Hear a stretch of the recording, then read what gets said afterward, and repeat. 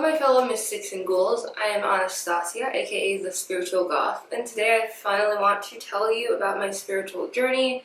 So why don't you guys take a seat, settle down, get some tea, my favorite, and let's talk about me.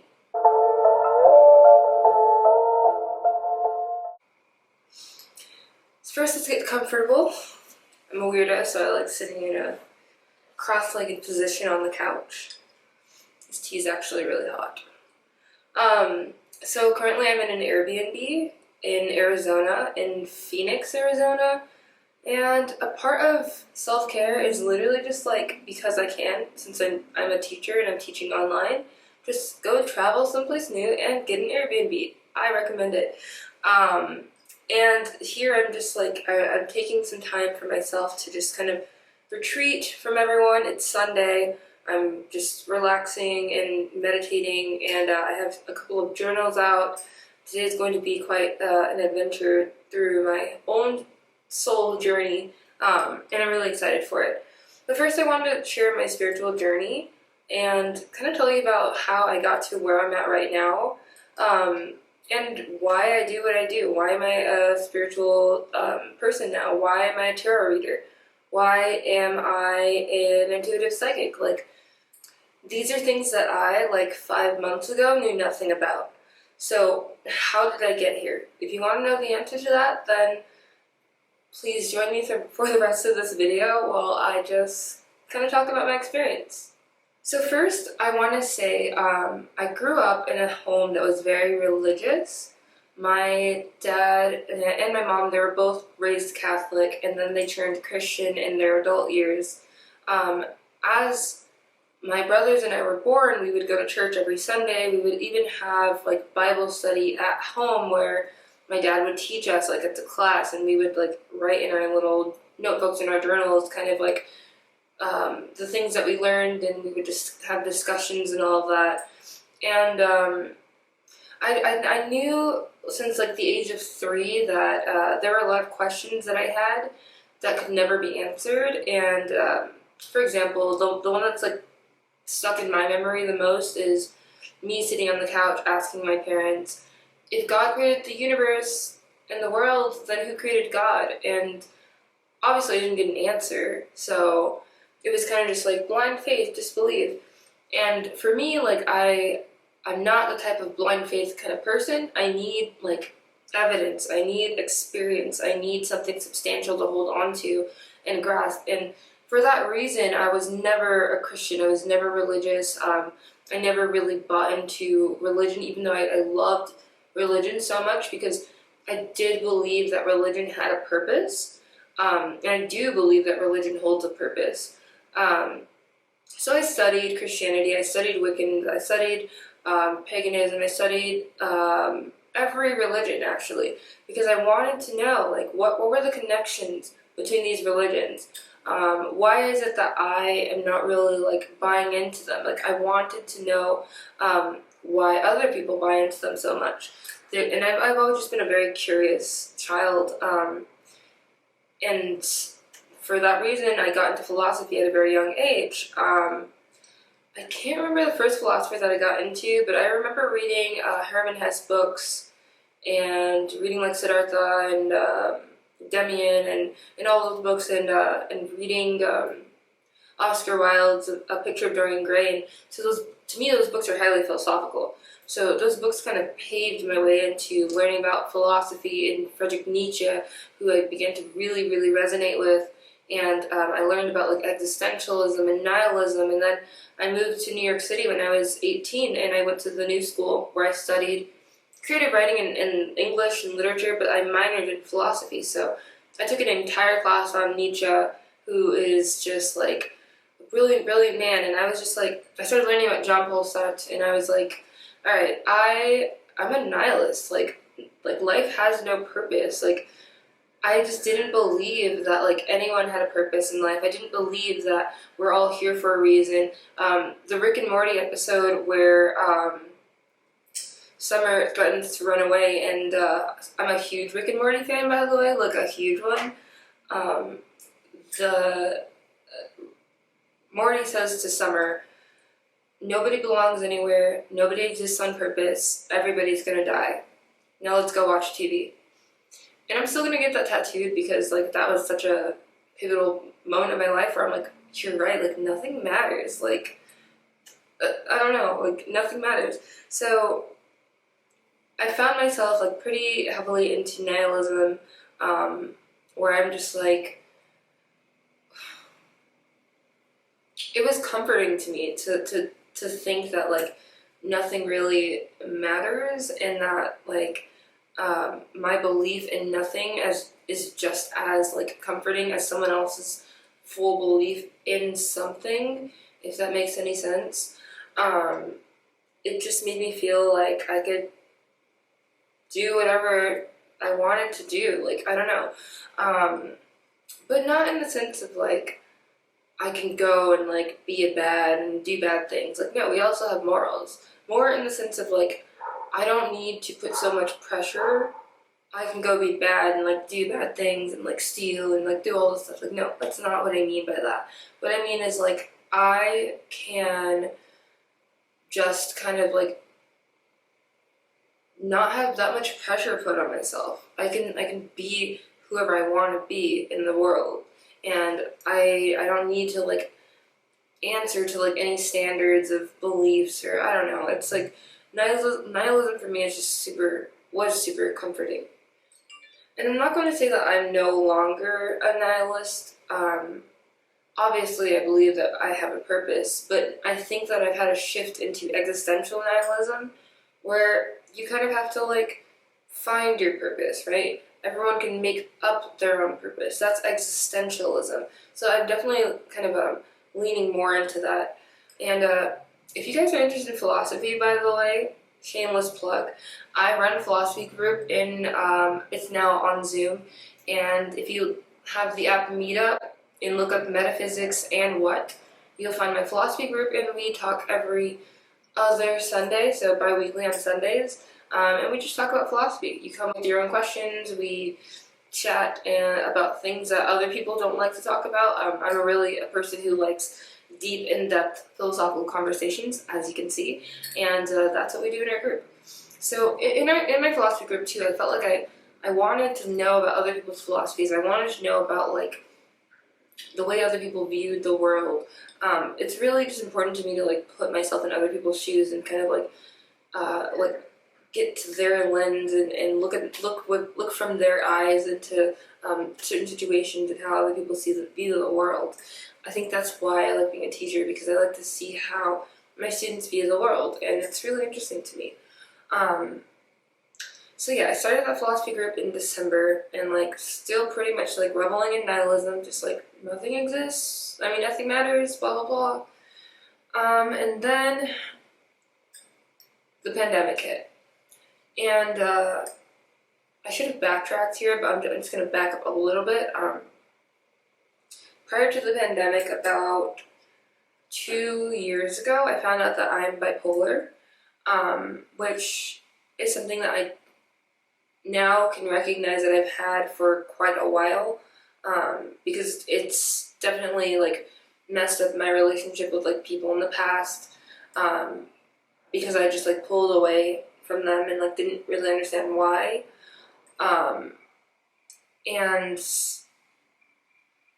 but once I finally got diagnosed like 2 years ago, I'll probably talk about this in another episode because it's just like so much. Once I got diagnosed, I needed to like kind of like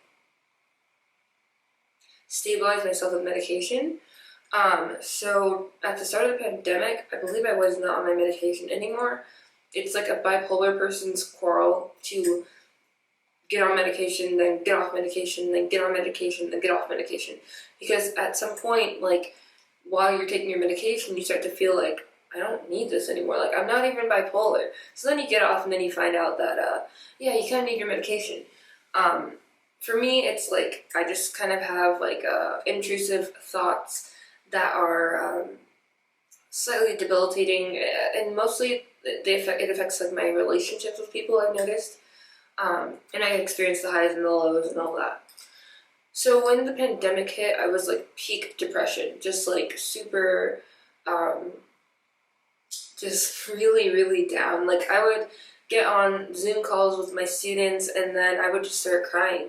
And I'm like, I can't do this. Like this is horrible. Like I would just like idolize death. Not that I would like ever had a plan to like kill myself or anything, but it's just I was like, I can see how people do it. I can see why people do it. And I felt like that was just something that was like in my head and I would just lay in bed crying like all the time. And my therapists, my therapists just were not very helpful to me. I could see how they might be helpful to other people, but I felt like the advice that I was getting was very superficial. And around the time that I started to um, I want to say like mid-pandemic, so maybe like June, I started, like May or June, I started to find like tarot readings on Instagram. And it just came up out of nowhere. Like there is a girl named Crystal Begorio, who started to post pick a card tarot readings like on her stories. And I would do them every time and I'm like, why do these like actually work? Like I didn't know how tarot readings worked. I didn't realize that you could do a tarot reading from a distance, like on being online, like not physically being in front of that person. So I would do the readings that she would post on her stories, and I was like, these are all super accurate, like this is crazy. So one day I messaged her and I was like, this is insane, like your readings, they resonate with me so much. And I expressed to her, and I don't even know why I expressed this to her, because like I don't know where this came from, but I was like, I want to get tarot reading, I want to get tarot cards, I want to do them. But this isn't even something that I had considered before. Like, don't get me wrong, I've always been interested in the occult, hence the goth part. Like, I've done Ouija boards, I've done, like, all of these other super occulty things in my day. I have gotten psychic readings before, but none of them really were, like, good readings. So it's not like it was super left field for me, but for me, I was just, like, I've always known that I'm psychic though, like since I was a kid. I would see spirits in our house. I would get really, like, I've always been a lucid dreamer. I would get sleep paralysis all the time and like see things. Like I've always known that I have had psychic gifts. I've been an empath my entire life, meaning I could feel someone else's energy. I could walk into a room and feel the energy of the room. A friend who I haven't seen in a while could come up to me, sit with me, and I could be like, you're not doing well, you're sad. Or, wow, you feel really happy, I can feel your energy. Like, that's been so normal for me my entire life, to the point where I didn't know that other people couldn't experience that or didn't experience that. So, I've always known that I was psychic, but my spiritual experiences from a kid, the ghost experiences, or my experiences with spirits when I was a kid really frightened me and made me not want to become a psychic. So I blocked my third eye completely, and I turned that off. And so I never thought that I would become psychic, because I thought being psychic means there's going to be ghosts everywhere and I'm going to be like unable to go to sleep because they're going to be beckoning for my attention. But that's not the case at all. Anyway, back to Crystal Begorio. So I told her, I was like, yeah, like I'm thinking about being a tarot reader, and she's like, these are the cards that I use, and these are the books that I use, and I was like, wow, she's really nice, this is cool. And I bought the tarot cards in the book that she recommended immediately. Fast forward to about a couple days later, I guess, the cards come in the mail, the book comes in the mail. My friend comes over, and she's the first friend that I've seen since we've been quarantined. I'm in Los Angeles for the past couple months, and so I hadn't talked to her, we hadn't caught up or anything. And so she comes over, and I'm like, I just got these tarot cards in the mail, like, do you want a reading? And I was like, I don't know how to do this though, I've never touched tarot cards in my life. And so I take them out, and I give her a reading, and it was insane. Like, the words just came out of my mouth and I didn't even know the cards, like what they meant, and I didn't even know how to give a reading, and everything just came. It was so organic, and it was so like, this is what I'm supposed to be doing. Like, what? Like, I can't believe that my entire life, like, I hadn't done this before. And she had told me, like, you just told me, like, everything that I'd been feeling this entire pandemic. And I was like, that's insane. Like, I was kind of spooked because I didn't know that I had this gift, right? So then I started to give readings to my friends, and I started to give readings to people on the internet, and I literally just like, went so quick. Like, this all happened in June, by the way, June 2020. Um, and I started to just like promote myself, even though like I didn't even know what I was doing. I was immediately confident in giving readings. So selling them online for like $25, and then I was like $30, and now they're $40 for a 3-card spread. But that's because I started to realize, like, I have a gift. I would do this for free if I could, but I'm in a lot of I got a lot of student loans to pay off, and this is something that I'm very, very passionate about. So I started joining this like psychic group online by Sal Jade, who I 100% recommend to everyone. And that's where I started doing a lot of readings for free and like getting readings from other psychics. And one psychic was like, I would like to offer a Reiki session to 3 people in this group. So I sent her a message, and then she responded back to me, and she said she was really like pulled to my energy. So I did the Reiki reading for the first time ever, and it was obviously a distance. Like, she did her work while I was laying in bed, like in a meditative state, relaxed.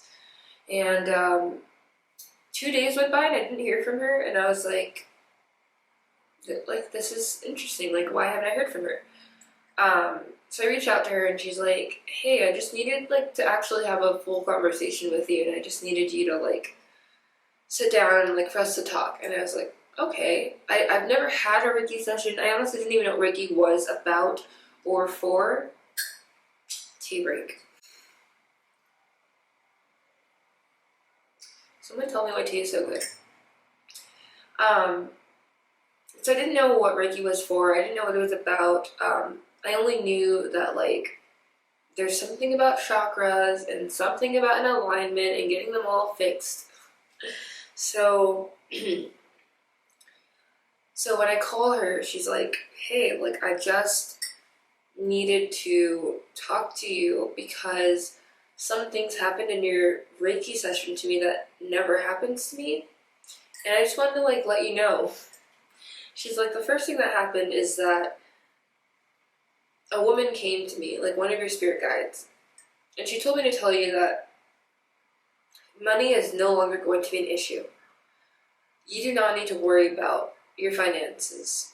And mind you, this is all I worried about a couple months ago, because I told, like, I've had like 4 degrees by now, lots of loans, and this is a tricky thing to talk about because you want to avoid certain words when you talk about stuff like this.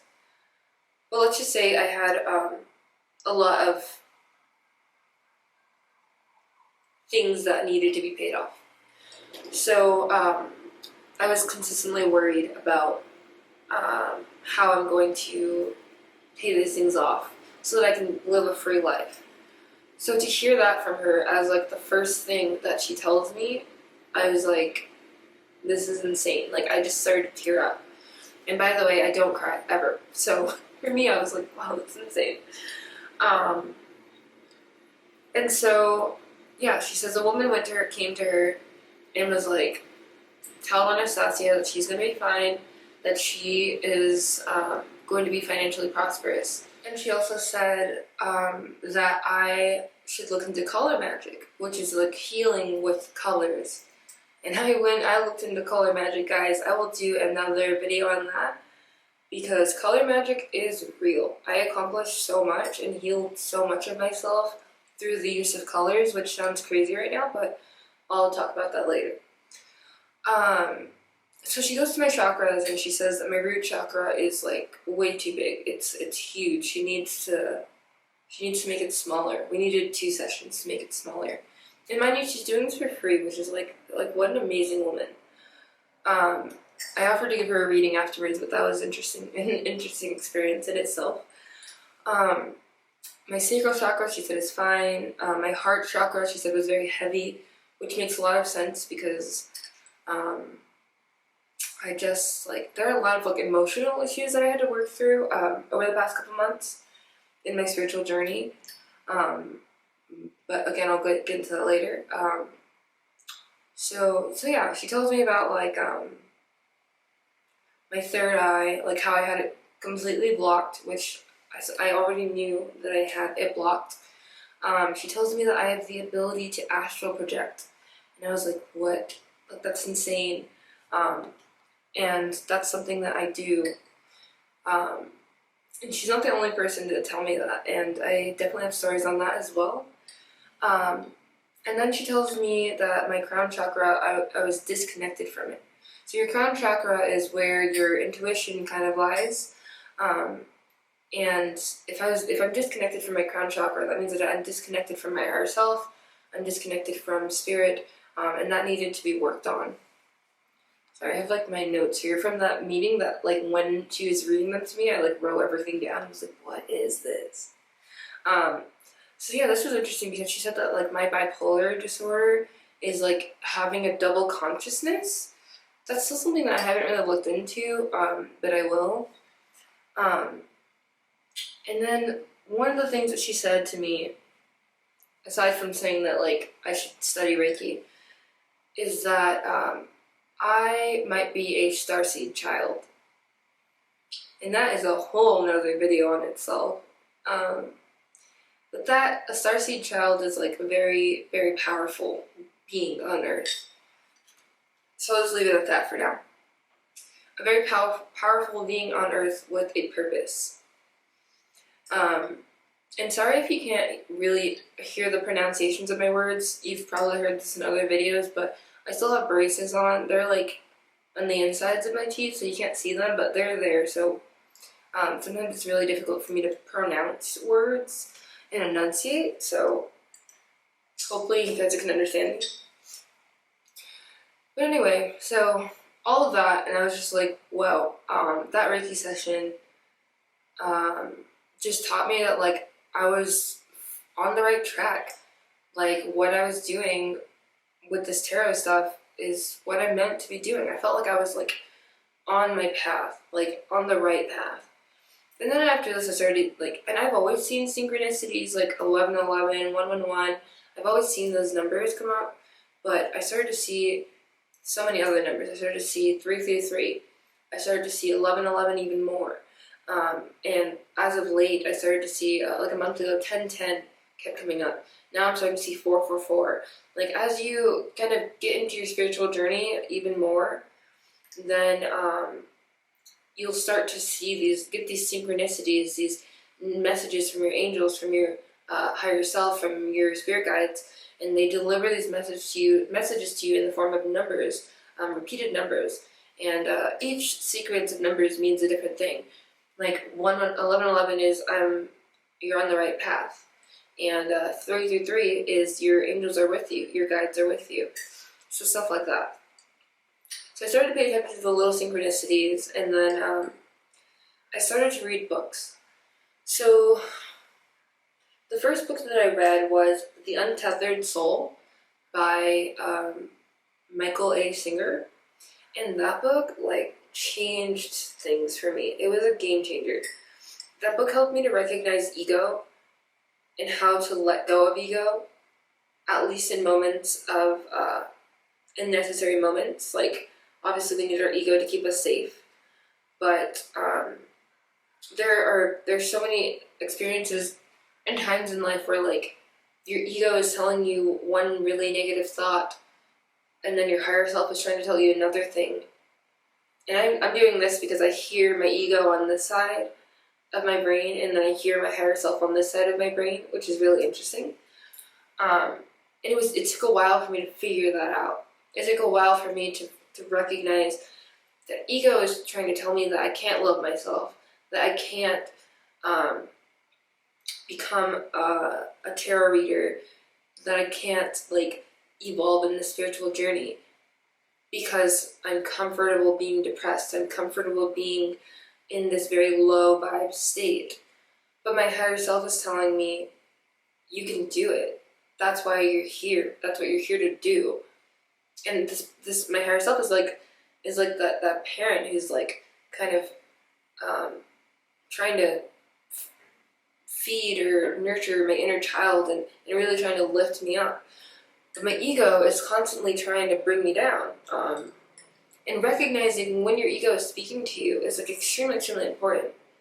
And The Untethered Soul by Michael Singer really taught me how to acknowledge ego. So that's a really good book, but I would say also A New Earth by Eckhart Tolle, who wrote The Power of Now. His book actually was even more instrumental in allowing me to explain these concepts to other people, which is really important. And yeah, there's so much for me to talk about. I'm like trying to condense it because I don't want this video to be too long. But just know that I'll do separate videos on like some of these things I'm talking about. Like the books that helped me in my spiritual journey will be like a future video. But know that like these two books, they were pivotal in me kind of trying to like nurture my mind in a healthy way. So after reading books, I just did a lot more readings to people, and like I learned more about tarot, and honestly things just came so naturally to me that like I didn't have to study tarot that much. I mostly just like used my intuition, let my intuition guide me. And there are obviously times where I'm like slightly doubtful of like how much I know versus how much other people know in terms of like just comparing myself to others, but for the most part I feel very confident in myself for like the first time in my entire life. And that's just because a lot has happened. So I want to I want to talk about ways that you can kind of fast track or provoke a spiritual journey. These are by no means easy things, but they are definitely the top 5 things that you need to start working on or thinking about if you want to set along in your spiritual journey. So the first thing is recognizing ego. And when I say ego, I do not mean for the word ego to be synonymous with the word egotistical. I don't mean self-esteem. I don't mean self-confidence. What I mean is your sense of self. So recognize that you are a soul, a vessel, right? If I asked you who you are, then you would tell me your name, right? If someone asks me who I am, then I'll say, I'm Anastacia. But really, it's like our names, they don't really make up who we are, right? We're so much more than just our name.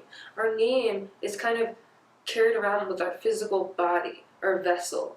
The way, like, our vessel is what we are using to navigate through life, right? We're using our name, we're using our vessel, but that does not make up who we are. So your ego is the part of you, your mind, that tries to keep you comfortable, it tries to keep you in the material world, it tries to keep you in a place where you just like, you don't really feel fulfilled, right? In a place of like non-fulfillment, or maybe you feel fulfilled but in a superficial way. So once you recognize your ego and how your ego plays a role into your life, because I do feel that it is like everyone, the ego is kind of the same, but also very different. Once you recognize that, then you will notice that your life will begin to shift. You'll experience a mind shift, a very necessary mind shift. And what will happen is that you'll begin to recognize that you have a lot of power. You have the power to sit in uncomfortability. You have the power to literally achieve whatever you want. But you need to recognize ego first. And when ego's trying to pull you down, kind of like when you're meditating, and then you're like recognizing thoughts, and you're like, all right, I heard that. I'm letting that thought pass. You do the same thing with recognizing ego. You hear your ego kind of bring you down or say something that makes you feel like you can't exceed or propel forward, and you're like, all right, ego, I hear you, but I'm gonna keep going. I'm gonna keep doing my thing. That is what recognizing ego is. And I think the second step in after recognizing ego is letting go, because once you're able to recognize ego, then you're able to kind of let go. Ego is always going to exist, but at least you can let go of so many other things, right? Let go of past trauma that might be weighing you down and holding you back. Let go of unwanted behavior patterns that you have, like unhealthy behavior patterns. And that's not even just physical, in terms of physical nourishment, but that's also like unhealthy behavior patterns, like how much do you beat yourself up inside of your head? How much negative self-talk is present in your life? How much do you let your past experiences bring you down and really alter your perception of yourself, your perception of life, right? That's a part of letting go. And then if you really want to push letting go to the extreme, you can even let go of past life experiences that might be weighing you down in this lifetime.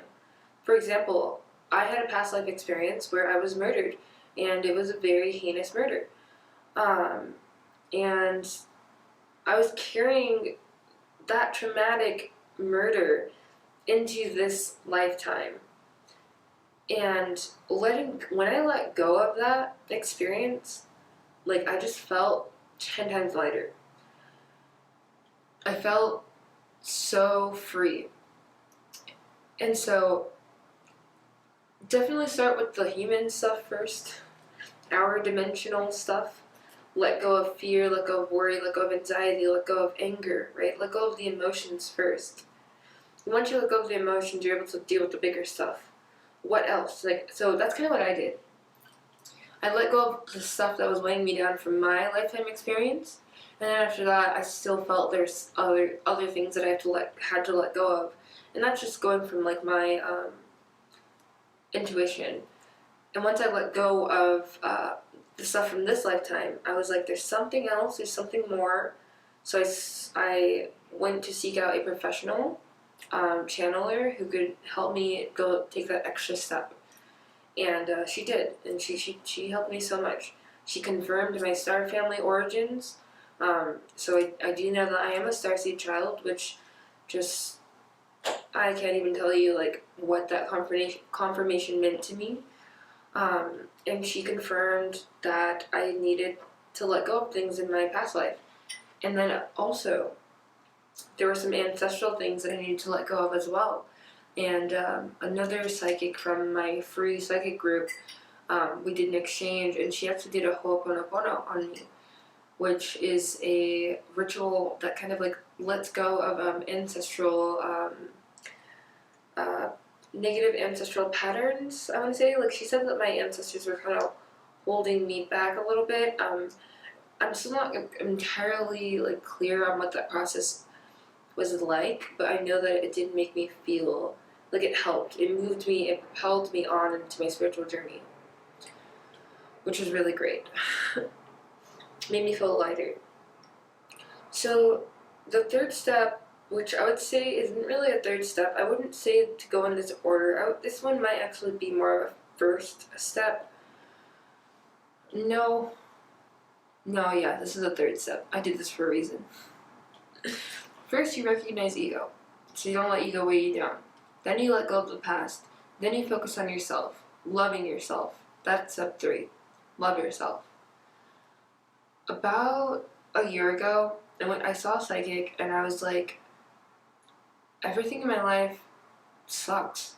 Like, I don't know what to do. I'm always depressed. Nothing is fulfilling. I just feel like I don't belong here, blah, blah, blah. And he says, all of your problems will be solved if only you lean into your psychic powers. You start to love yourself and you let go of your negative self-talk. And I was like, it doesn't make any sense. Like, what does loving myself have to do with, like, life sucking? What does my psychic gifts have to do with life sucking? And then I kind of just, like, I was like, eh. But now I get it, because the last couple months, as soon as I tapped into my psychic gifts, and then everything else started to happening right for me. So he told me that my spirit guides at the time told him to tell me every day, look in the mirror and tell myself that I love myself 10 times. Day one, could not do it. In fact, I could never do it. I couldn't even get 2 of them out without laughing, because I was like, this is stupid. I don't love myself. I'll never love myself. That's totally fine. And like I said, still very nihilistic. So I'm like, I don't really need to. And so before, it was really difficult to do. But I think once you get to a point where you do recognize ego and you let go of all that stuff, because in letting go, you're also letting go of negative behavior patterns, right? Not being able to tell yourself that you love yourself, not being able to love yourself in general, is a negative behavior or negative thought pattern. So if you let go of that, then you're able to do that. So now I can tell myself that I love myself. Could I have done that 5 months ago? Hell no. No. I'm very confident. I am very, very proud of myself. Sometimes I am still a little bit too hard on myself, but I'm letting that go. I'm letting it go quickly, and I'm really, really proud of myself for that. So step 3 is to love yourself. Try the same exercise. Try to say I love you in the mirror to yourself at least 5 times a day. Increase it as time goes on. See if it becomes easier. Learn about yourself. Really, like, go inwards and, like, figure out what it is that you want. What are your true passions? After recognizing ego and letting go, you'll be able to learn about yourself in a way that you never thought you could. And that's what I'm doing now. And it's really nice. Step 4, surround yourself with people who help you grow.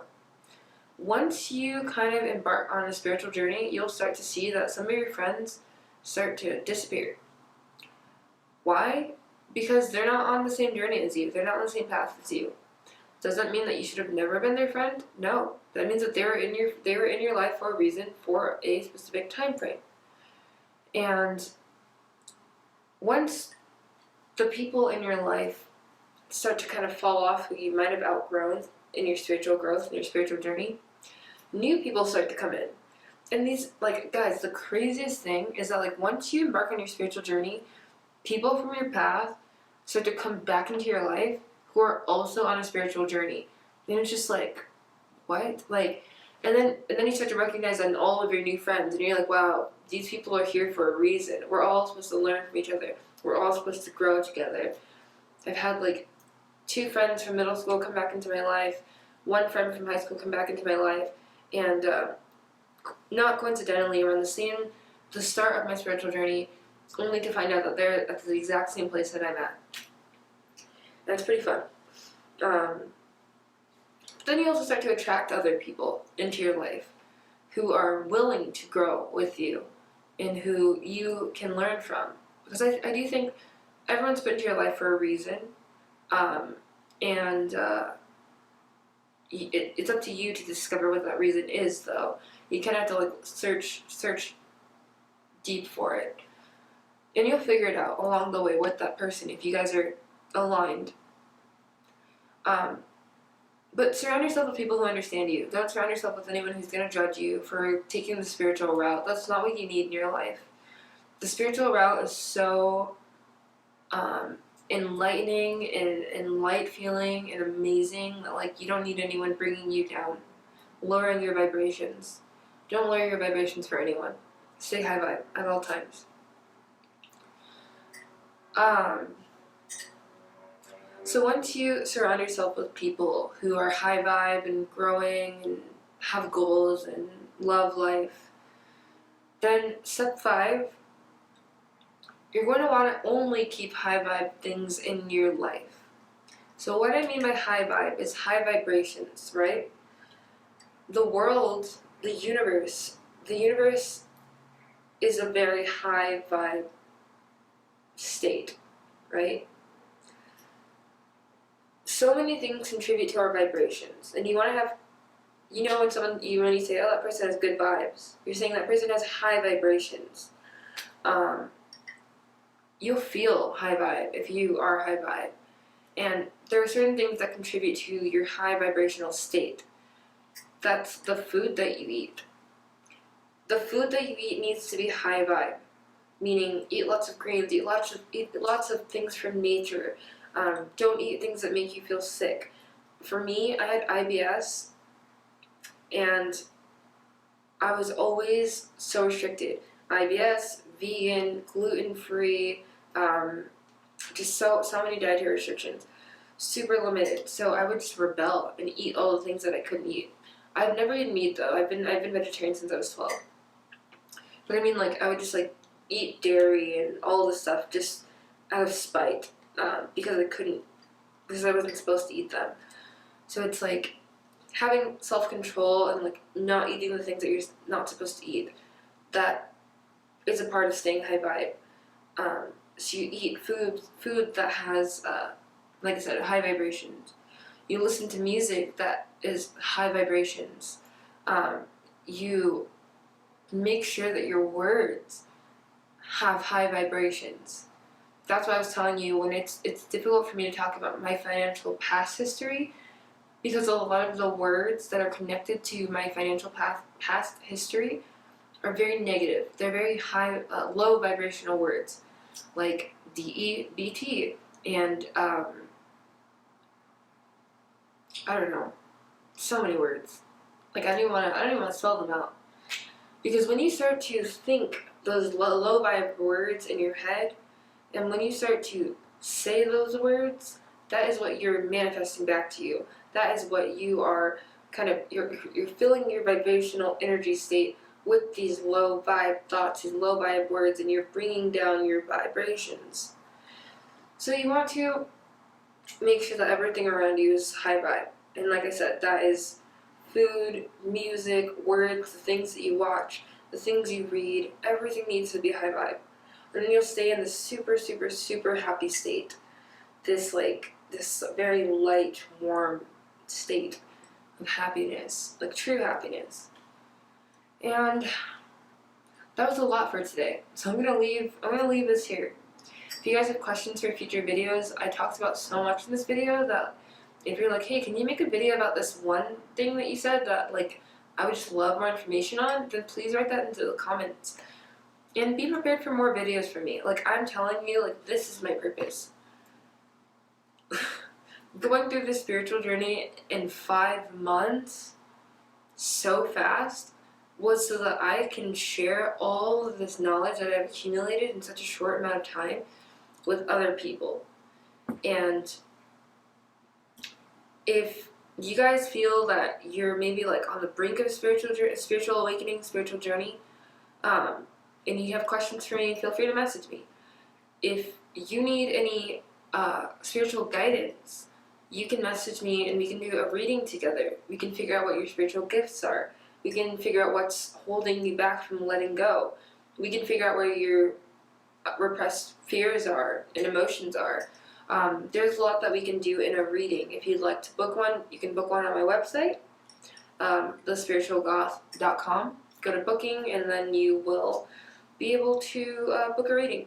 If you're watching this in October, I'm going to have a Halloween special, so readings are discounted. Check my Instagram at thespiritualgoth to see what those discounts are. And if you guys need anything at all from me, just message me. I'm a friendly person. I'm a busy person, but I'm a friendly person, so I will get back to you immediately. As soon as I can. I will get back to you as soon as I can. And I wish you guys the best of luck. Thank you so much for watching this video of me ranting about my journey, and I hope that in some way some of this information was helpful to you. If you resonate with it or have any questions at all, please put a comment down in the comment boxes, and like and subscribe. I really want to share my story with so many other people. I have so much more content to deliver to you guys. I'm sure you can figure that throughout all the stuff I talked about in this video. And liking and subscribing to my channel helps me to get myself into YouTube's like little bubble where they can suggest my videos to other people who also might be interested in them. And I'm really excited to just go through this journey with you guys. And I'm really excited to go through this journey with you guys, and I wish you the best of luck. Please don't forget, always self-care, always think about yourself, always try to become a high vibe individual. Happy Halloween to you.